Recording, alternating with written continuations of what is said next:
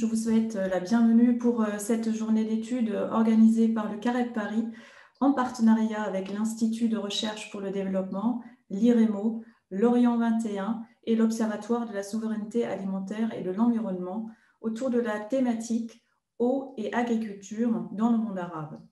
Je suis ravie qu'une telle manifestation scientifique puisse se tenir au CAREB sur des questions d'écologie politique afin de montrer à quel point les politiques hydro-agricoles dans les pays du monde arabe sont animées par des choix politiques qui dépossèdent souvent de larges pans des populations arabes.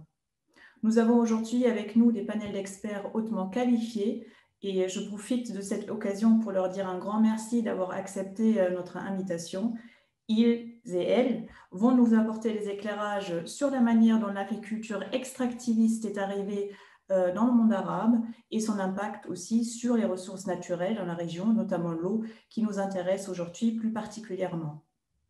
Mais ils ne manqueront pas non plus de pointer les conséquences socio-économiques de cette politique agricole dans les pays arabes. Et donc, plusieurs questionnements vont animer notre réflexion tout au long de cette journée, notamment quelle différence peut-on faire dans les usages de l'eau selon les types d'agriculture rencontrés dans les pays du monde arabe, quelles relations existent entre les logiques environnementales et agricoles et les solutions techniques liées aux eaux non conventionnelles, par exemple réutilisation des eaux usées ou bien le dessalement de l'eau de mer, et quels usages de l'eau favorisent-elles? Quels sont les enjeux en matière d'accès à l'eau des politiques agricoles? Et finalement, on va également regarder quel modèle agricole conviendrait pour une meilleure gestion des ressources hydriques dans la région MENA. Donc voilà très rapidement un aperçu d'un vaste sujet que nous aborderons aujourd'hui en deux panels. Donc le premier panel aura lieu ce matin de 10h à 12h30 sur l'accaparement des terres, accaparement des ressources en eau, le rôle des agribusiness et de l'agriculture capitaliste. Nous marquerons ensuite une pause jusqu'à 14h et nous reprendrons de 14h à 16h30 avec notre deuxième panel sur les agricultures paysannes et le droit de l'eau. Ces panels seront ensuite suivis d'un débat avec Habib Ayeb sur son film documentaire Couscous, graines de la dignité, et nous évoquerons également son nouveau film sur l'eau qui s'intitule Om Layoum. Avant de laisser la parole à Roland, encore un petit point logistique avant de démarrer cette conférence. Celles et ceux qui nous suivent sur Zoom, vous pouvez vous connecter et reconnecter à tout moment à la conférence tout au long de la journée avec le lien de connexion qui vous a été envoyé. Pour celles et ceux qui nous suivent depuis Facebook, vous pouvez également poser vos questions tout au long de cette journée sur Facebook ou sur les réseaux sociaux. Ils nous seront directement transmis et les modératrices des différents panels les prendront bien sûr en considération si le temps le permet. Voilà, il me reste plus qu'à vous souhaiter une très belle journée d'études avec des échanges que j'espère stimulantes et enrichissantes pour tout le monde. Je laisse à présent la parole à Roland Riachi, qui a eu la gentillesse d'accepter la lourde tâche du discours inaugural de cette journée d'études en une trentaine de minutes. La parole est à toi, Roland. Merci Isabelle, merci beaucoup pour l'introduction. Vous m'entendez bien? Tout va bien? Le son? Oui, très bien, merci beaucoup. Je te remercie Isabelle pour cette invitation. Vraiment, le CAREB, c'est un grand honneur pour moi d'introduire cette journée d'études.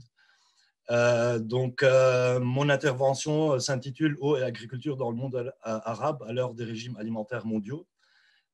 C'est un peu l'essence d'un article que j'ai rédigé avec mon collègue Giuliano Martiniello, qui a été accepté dans le Journal of Agrarian Change et qui est en phase de polissage en ce moment pour le finir. Donc, continuons un peu sur les points que Isabelle a abordés. D'abord, les problèmes de l'agriculture et d'eau dans la région, ce qu'on entend souvent, sont souvent décrits par les commentateurs traditionnels comme une combinaison de pénurie de ressources naturelles, notamment de terres fertiles et d'eau, d'insécurité et de guerre, de croissance démographique, de besoins technologiques, de mauvaise gestion de la chaîne de production, de la logistique et bien sûr une mauvaise gouvernance. Donc, ce discours n'est pas nouveau, c'est quelque chose de très, très important à retenir. On peut le retracer son existence depuis les siècles des Lumières, la période coloniale, et qui est portée aujourd'hui par l'hégémonie néolibérale sur le discours de développement. Donc, épistémologiquement, la région arabe a longtemps été représentée comme une région homogène aride, vouée à une crise malthusienne, avec des avantages comparatifs ricardiens limités, créant ainsi un manque nécessaire pour se spécialiser et s'intégrer à un commerce international, mis à part la question du pétrole, de croître et de se développer ainsi. Donc, et en plus, depuis la découverte du pétrole, donc on retrouve le paradoxe de l'eau et du diamant assez résonnant dans cette région. Ce paradoxe initiateur de la théorie économique de la valeur, donc la valeur d'échange, la valeur d'usage entre l'eau et le diamant, ça a trop stimulé les économistes pendant des siècles. Et la question qui se pose maintenant, c'est quel prix les pays pétroliers sont-ils prêts à payer pour avoir l'eau et l'aliment? C'est une question qui fait couler beaucoup d'encre, surtout en ce moment. Donc à cela se rajoute une ontologie qui part du concept du despotisme oriental des Lumières au darwinisme social du XIXe siècle, basé sur un déterminisme racial et eugénique qui perdure jusqu'à nos jours, pour expliquer la mauvaise gouvernance des ressources ainsi que le manque de technologie et de développement de la région, l'archaïsme versus la civilisation.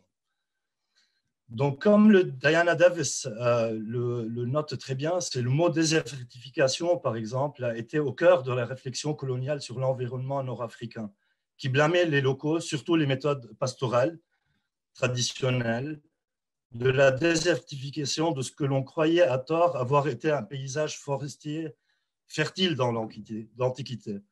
Donc, tous les pays agricoles de la région, on est tous d'accord, ont la particularité d'être qualifiés durant cette époque et jusqu'à nos jours, comme étant un jour le grenier de l'Empire romain et une histoire d'abondance que seulement les colons d'hier, les bailleurs de fonds et les régimes autoritaires d'aujourd'hui ont saisi et veulent ressusciter.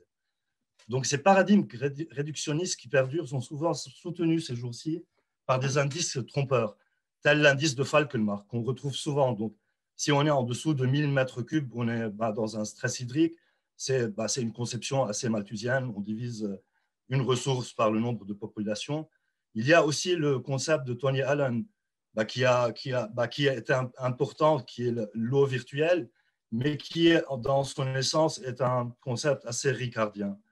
Dans tous les cas, tous ces concepts-là veulent que la rareté induit aux guerres dans la région. Donc, ça, c'est un dénominateur commun de ces concepts un peu qui se veulent novateurs, mais qui perdurent aussi dans les discours de gestion de l'eau jusqu'à aujourd'hui. Or, le problème ne réside pas dans la disponibilité des quantités physiques de ressources en eau ou en terre ou leur gouvernance, comme aimeraient avancer les précepteurs de l'Agir, par exemple, mais dans l'accès inégal et la répartition injuste de ces ressources gouvernées par des différents régimes post-coloniaux qu'on a eu, qu'on a toujours, militaires, confessionnels ou monarchiques.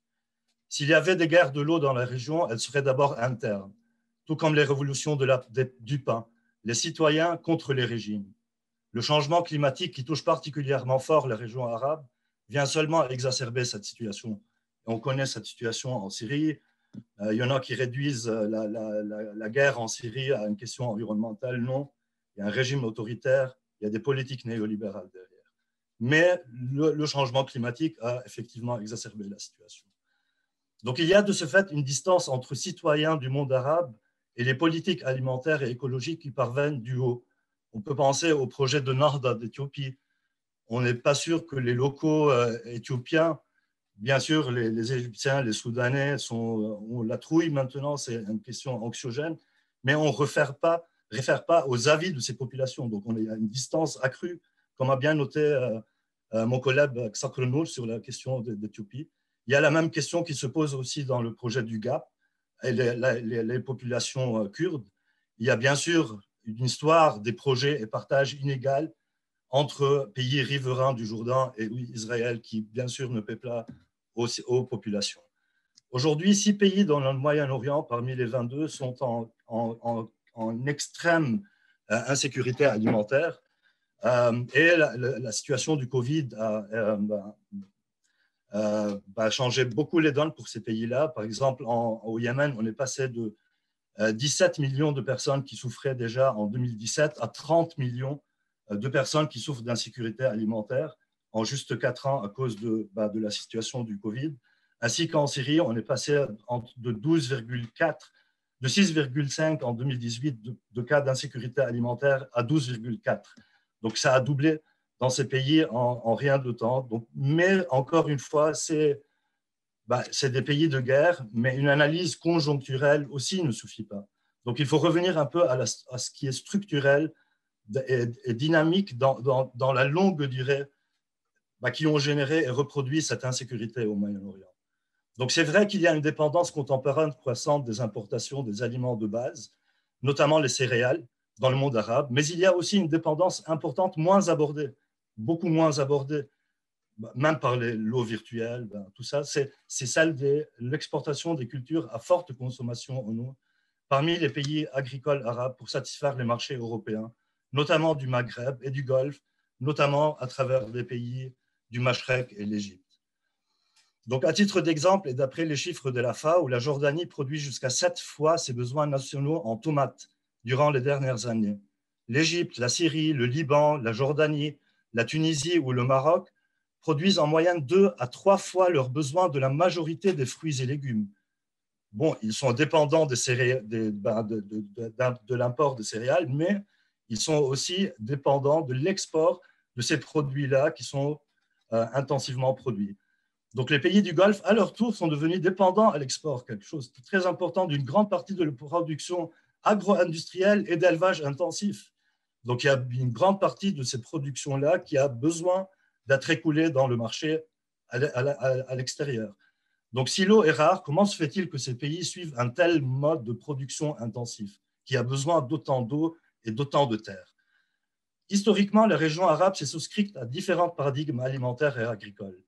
Des intérêts impériaux et coloniaux dans la monoculture industrielle aux objectifs d'autosuffisance sous le nationalisme arabe, jusqu'à la sécurité alimentaire par importation, parce que la sécurité alimentaire, bon, on peut en parvenir par importation, donc bon, ça peut être la Syrie qui produisait son blé en guerre, ou d'autres pays du Golfe, tant qu'il y a l'argent, on peut s'en procurer une sécurité alimentaire. Mais cette sécurité alimentaire par importation est survenue surtout durant l'ère néolibérale contemporaine. Donc notre argument est que les questions alimentaires de l'agriculture et de l'eau sont d'abord de nature politique et non technico-administrative. Cette approche d'économie politique aide à comprendre la création et les relations de pouvoir, mais aussi l'origine du capitalisme dans la région, rappelant le débat mouvementé de Brenner entre les marxistes sur les origines agraires européennes du capitalisme. Donc je pense qu'il y a beaucoup à faire dans le monde arabe et n'importe quel livre d'histoire qu'on ouvre introduira les siècles derniers d'une façon agricole et agraire et rurale. Donc pourquoi plus moins maintenant? Donc l'analyse des aspects régionaux de l'alimentation dans la région MENA contribue à comprendre les fractures sociales existantes sur plusieurs échelles géographiques et les structures hégémoniques qui les créent. D'une part, cette lecture offre une grille de lecture d'économie politique pour comprendre une polarisation à une échelle géographique étendue du système monde, si on veut, donc world system, notamment le fossé régional profond entre rives très proches de la Méditerranée, nord et sud. À un niveau méso, elle met en évidence les relations centre-périphériques entre les pays et plus localement entre les villes et le monde rural. Enfin, une telle analyse capte l'économie politique au niveau national historiquement régné par des compradors locaux qui n'existeraient pas sans appui international de leurs homologues. Donc, la boucle est bouclée dans ce système hégémonique. Donc, ce système hégémonique de longue durée part des relations de marchands de soie, de coton pour fournir les marchés européens en pleine révolution industrielle, jusqu'aux grands projets financés par les bailleurs de fonds dans le cadre de prêts conditionnels pour le développement, des aubaines aux politiciens, alimentant ainsi leur politique distributive partisane. À titre d'exemple, durant les 10 dernières décennies, 30 stations d'épuration ont été construites au Liban par des fonds de la Banque mondiale, de la AFD, de la KfW, de l'Union européenne, etc. 30, il n'y en a aucune qui fonctionne. Il y a derrière le taux d'intérêt que gagnent les bailleurs. Donc, on parle d'un taux d'intérêt de 6, 7, 8%, comparé au taux presque de 0% en Europe, c'est profitable. Il y a la dépendance commerciale, il y a la question des aides liées, Il y a surtout l'intérêt de l'oligarchie politique de se renflouer en devises étrangères pour s'en sortir après un coup oligarchique financier, comme en témoigne un peu le cas libanais. Donc, ils se sont renfloués de ces aides, de ces windfalls qui tombent dessus. Et du coup, là, on parle de milliards et de milliards qui sont sortis au bout de quelques années. Il y a 3 dimensions majeures qui sont à retenir dans la création des relations de pouvoir de l'agriculture à l'eau, à savoir la propriété, ça c'est l'introduction de la propriété privée, la technologie indissociable de discours de développement et de modernité, et 3, la dépendance au marché. Donc ces 3 dimensions ont été toujours et sont toujours manipulées par des structures hégémoniques qui, dans une réflexion gramscienne, sont forgées par des principes idéologiques. Donc, on fait la gloire de la propriété privée, on fait la gloire des grands projets, on fait la gloire des marchés, et qui sont gérés par une hiérarchie institutionnelle et locale, donc il y a une partie globale, une partie locale, et offrant des incitations matérielles, notamment du capital, à cette machine-là. Donc, comprendre la situation actuelle nécessite un approfondissement d'une lecture historique de ces flux de capitaux et de travail, ainsi que les transformations écologiques qui ont façonné le monde arabe. Et la périodisation sur 2 siècles d'aliments, d'eau, d'écologie du monde arabe, on a trouvé que la périodisation des régimes alimentaires proposés par Harriet Friedman et Philip McMichael dans les années 80, qui est très utile à cet exercice. Il y a 3 principaux épisodes qui sont le premier, un épisode impérial colonial, donc qui est commun au monde arabe. Donc c'est intéressant d'avoir cette perspective comparative, géo-historique. Donc ça, c'est le premier régime alimentaire qui part de 1870 à 1930, qui est dirigé par l'hégémonie de l'Empire britannique et d'autres empires européens. Et le deuxième régime alimentaire est l'ère du capitalisme d'État pendant la guerre froide sous hégémonie américaine et en quelque sorte aussi soviétique, également appelé régime alimentaire de développement industriel ou régime alimentaire de la révolution verte.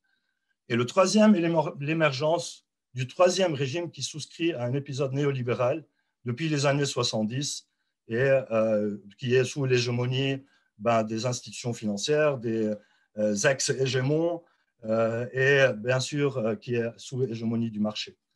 Donc au 19e siècle, les cultures intensives d'exportation, on commence par le premier régime, ont proliféré dans le monde arabe, du vin et des céréales pour nourrir les campagnes dans la région, les campagnes militaires dans la région, du coton d'Égypte après la guerre civile aux États-Unis qui a pris un grand essor, et le soie du Levant qui a pris un grand essor lors des révolutions des canuts à Lyon. Donc il y a cette imbrication entre, il y a des ouvriers qui sont à la guerre, il y a des ouvriers qui font la révolution. On va trouver d'autres fournisseurs dans les pays tiers pour alimenter notre machine durant la révolution industrielle. Donc, à partir de ce mode-là, donc, de commerce international, de culture industrielle, il y a des classes de notables, collecteurs de taxes qui dominaient la région. Donc, et il y a eu l'expansion commerciale qui a entraîné une concentration de la propriété foncière. Donc, on parle de colonisateurs européens et notables au Levant et au Maghreb avec des privilèges d'accès sur la terre et les ressources en eau. Le point très important dans cette phase-là, c'est le régime de propriété qui est introduit par ces empires. Donc, dans sa version occidentale romaine, la propriété s'est imposée à l'échelle mondiale depuis le 19e siècle comme un pilier idéologique du capitalisme. Cela a provoqué un vaste processus de délégitimation des droits coutumiers et communaux en faveur d'un transfert légal et massif des terres collectives, surtout ce qu'on appelle communément les mouchers, les terres communales, mouchers, une catégorie sans existence légale qui ressort des terres amirées. Amiré qui est la propriété du sultan. Donc, c'était des notables qui collectaient des taxes au sultan et les paysans travaillaient ces terres qui sont possédées par le sultan.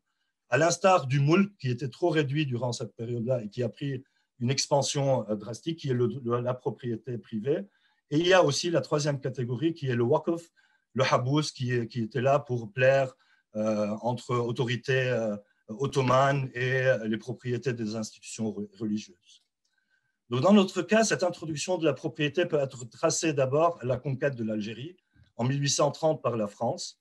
Donc, Harriet Friedman commence en 1870 sa première First Food Regime, mais là, il y a quelque chose en 1830 qui se passe en Algérie qui est commun à ça. Et donc, la propriété aussi s'est réinstitutionnalisée et légalisée dans les réformes ottomanes d'inspiration napoléonienne, les Tanzimat. Donc, des réformes engagées sous la pression européenne pour le remboursement de la dette, comme aujourd'hui, engendrée par les guerres égypto-ottomanes et la guerre de Crimée. Donc, c'est un peu les mêmes systèmes donateurs, récipients, donc, qui sont historiques aussi. Donc, les manœuvres de parcellisation par cadastralisation se poursuivront à plus grande vitesse lors des mandats français et britanniques après la Première Guerre mondiale. Donc, pour l'eau, la question de propriété foncière devient très cruciale dans les réformes des Majalleh. Donc, la juxtaposition des propriétés foncières et des droits d'usufruit sur l'eau est courante dans de nombreux pays arabes jusqu'à nos jours, depuis cette conception de la propriété privée. Donc, parallèle à la dépossession des terres mouchards, les techniques collectives ancestrales de la distribution de l'eau ont été remplacées par des baux de propriété mentionnant le droit d'usufruit sur la ressource depuis le Daftar Khane des années 1830 introduit par l'Empire ottoman. C'était la première fois qu'il y avait une immatriculation de ces terres-là. Et bien sûr, la distribution à des notables qui en découlent. Donc la privatisation, par exemple, des terres mouchards est très importante pour comprendre l'occupation sioniste de la Palestine, où 70% des terres agricoles étaient encore mouchards en 1830. 70%. On parle de la même valeur au Liban. 70% étaient des terres collectives qui auraient pu tomber dans le domaine public, mais bon, qui a été privatisées et colonisées dans le cas de la Palestine. Donc la machinisation et le pompage des eaux souterraines pour un modèle agricole intensif apporté par les colons sionistes, notamment les kibbutz spécialisés dans les agrumes, a été présenté par les autorités mandataires comme un succès à suivre par les populations indigènes pour faire fleurir le désert par les moyens technologiques. Pour l'utilisation de l'eau, la technologie est au cœur de l'expertise impériale aussi au niveau urbain, notamment la privatisation de l'approvisionnement en eau dans certaines villes qui ont commencé à bourgeonner à travers le modèle de concession qui a duré de l'Empire ottoman et qui a pris fin pendant la vague de nationalisation après l'indépendance des pays arabes. Donc beaucoup des villes du Caire, de Beyrouth, de Jérusalem ont été des concessions de propriété. Donc la privatisation, elle est historique au Liban, il ne faut pas l'oublier, ce n'est pas nouveau sur l'agenda mondial. La nationalisation des constructions coloniales comme le canal de Suez et l'adoption des plans des grands projets hérités de la période coloniale étaient centrales dans la construction nationale post-indépendance. Ici, bien sûr, les barrages sont une pierre angulaire. Dompter une rivière pour la construction d'un barrage a été un credo technopolitique des régimes à travers le monde comme une preuve de puissance, de modernisme et d'indépendance. Et je suis très content que François Moll nous rejoint, qui a pas mal étudié cette question dans les pays du Sud. Le deuxième régime alimentaire qui a duré de la Seconde Guerre mondiale à l'effondrement des accords de Bretton Woods débute par les révolutions vertes des US, donc des États-Unis perçus comme un paradigme technologique exportable. Ce sont les politiques d'endiguement américaines de la guerre froide conçues pour empêcher l'expansion soviétique qui ont façonné le flux d'aide au développement de l'eau et de l'agriculture. On retrouve ainsi les tentatives d'exportation du modèle de la Tennessee Valley Authority au Liban, sur le Jourdain, l'Euphrate en Syrie, le Tigre en Irak, Sousse au Maroc, le grand barrage d'Aswan en Égypte. Ce dernier, bien sûr, se retourna vers les soviétiques pour financer Nasser, son projet, ainsi que le Ba'ath syrien et le Ba'ath irakien, qui ne se sont pas alliés à cette politique de Truman, de doctrine de Truman et ensuite d'Eisenhower. Donc ces grands projets sont présentés comme piliers de propagande de la modernisation et d'autosuffisance et de la souveraineté nationale. Malgré des investissements massifs sur ces projets et leur réalisation, des réformes agraires, on en connaît ceux du Maroc, de la Tunisie, de l'Égypte, durant cette période-là. Donc l'inégalité dans l'accès à la terre, le taux de mortalité infantile et l'alphabétisme et malnutrition resteront élevés. Les bénéficiaires demeureront de ces programmes seront des grands propriétaires. Comme le travail de Habib aussi l'apportait et insiste avec Ray Bush, c'est la portée redistributive des formes agraires dans ces pays-là a exclu les travailleurs sans terre, par exemple. Donc, ils resteront dépendants pendant des années en tant que salariés précaires. En Syrie, comme le travail de Batat nous le montre, la redistribution des terres a profité aux gens proches du Baas. L'aide étrangère et les investissements dans l'agriculture ont donné la propriété aux cultures industrielles d'exportation à ce moment-là, et ils sont sortis de ce modèle d'autosuffisance qui repose sur des cultures céréalières considérées moins rentables. Donc l'aide humanitaire en blé a mis un coup de grâce à de nombreuses parcelles de blé dur. Donc le blé humanitaire qui arrivait, c'était du blé tendre, et ça est traditionnellement utilisé par la fabrication. Donc le blé dur a été complètement oublié dans cette région, sachant que bon, c'est une modification des papilles, mais tous les pays qui ont reçu du blé tendre en aide humanitaire sont devenus des nets importateurs de ce blé par modification de papilles. Donc, je ne sais pas si j'essaierai. Donc, surtout à retenir, donc, on n'a pas réalisé une autosuffisance. Si on a réalisé, ce sera à partir de l'agriculture intensive et de grands projets à effet néfaste écologiquement. Mais ce qu'il faut retenir, c'est que la révolution verte porte toutes les qualifications du capitalisme d'État, avec une intensification de l'agriculture et des infrastructures à grande échelle, avec une tendance parallèle à la militarisation de nombreux régimes du monde arabe. L'épuisement du mode d'accumulation fordiste, la suspension de Bretton Woods, les leçons de la crise pétrolière de 1973 et l'embargo sur les pays arabes ont conduit à l'émergence du troisième régime alimentaire néolibéral. Le précédent de flux d'aide étrangère inconditionnelle a été remplacé par un flux d'aide conditionné par les prescriptions du consensus de Washington. Donc, les politiques néolibérales ont ouvert ainsi la voie à des marchés dominés par l'agro-industrie à caractère monopolistique, l'industrie chimique, les intrants biotechnologiques, ainsi de suite, et bien sûr les produits alimentaires transformés.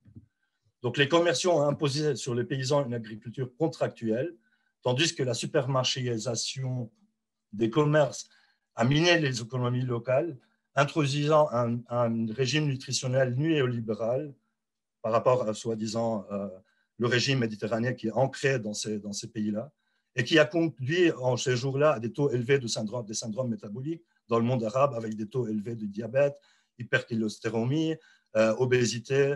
Et ça, c'était parallèle à une bléification à travers de ce blé tendre qu'on a en gobe, jusqu'à 50% de notre valeur nutritionnelle, la viandification et la prolifération des produits hautement transformés dans les régimes nutritionnels. Donc, les politiques d'ajustement néolibéral mises en œuvre par les régimes autoritaires de la région ont marginalisé complètement les zones rurales en réduisant les subventions et en renforçant un régime de propriété privée de la terre. On connaît les réformes de Moubarak, par exemple, et au Soudan ou dans d'autres pays qui encouragent l'accaparement des terres sous soi-disant que c'est des investissements directs étrangers qui nous tombent, c'est une aubaine. Donc, il y a aussi l'expansion des économies pétrolières qui passent d'extrême périphérie dans les deux premières food regimes à un centre régional des régimes alimentaires comme le note Christian Henderson. Ça aussi. Cette expansion des groupes agroalimentaires des pays du Golfe procède à double mouvement. Donc, on trouve, d'une part, elle exploite les ressources nécessaires à leur activité en s'accaparant des terres dans les pays africains et arabes périphériques, et des projets financés souvent à partir des fonds souverains issus du pétrole. Et les mêmes pays devenus objets d'accaparement des terres constituent des marchés privilégiés pour les produits transformés, produits par les mêmes groupes agro-industriels du Golfe. Donc, dans ce modèle-là, et avec l'intensification de l'agriculture dans les pays agricoles traditionnellement, il y a seulement une poignée de grands propriétaires fonciers, des grossistes, fournisseurs d'intrants politiquement connectés qui en tirent profit, de l'intensification des cultures riches en eau pour l'export préconisé par les gouvernements et les agences de développement dans le cadre du paradigme more penny per crop per drop, pour traduire ces plus de centimes par goutte, par plante par goutte. Donc, 4 facteurs pour résumer la situation de l'eau et l'agriculture dans cette époque néolibérale qu'on trouve dans le monde arabe, mais aussi ailleurs, aussi en Europe. On entend des voix des paysans en Europe aussi, donc, qui qui dénoncent ces politiques d'en haut comme la politique agricole commune. Il y a la privatisation du service de l'eau qui reste une question imminente dans de nombreuses villes du monde arabe sous la pression des bailleurs de fonds. Il y a la marchandisation de cette ressource dans des eaux en bouteille. Je pense surtout, c'est quelque chose qu'on peut trouver ailleurs, mais 5%, on est passé au Liban en 1995 de 5% à 70% d'utilisation de l'eau en bouteille comme source primaire de l'eau potable. Donc de 5 en 95 à 70 en 2019. Donc en presque 25 ans, et ça, on peut le trouver partout ailleurs dans le monde arabe. 3, donc privatisation, marchandisation et appropriation qui perdure dans l'exploitation du travail des ouvriers, souvent saisonniers, parfois réfugiés, et dans l'accès légalisé à la terre et de l'eau au nom du développement et de la propriété foncière.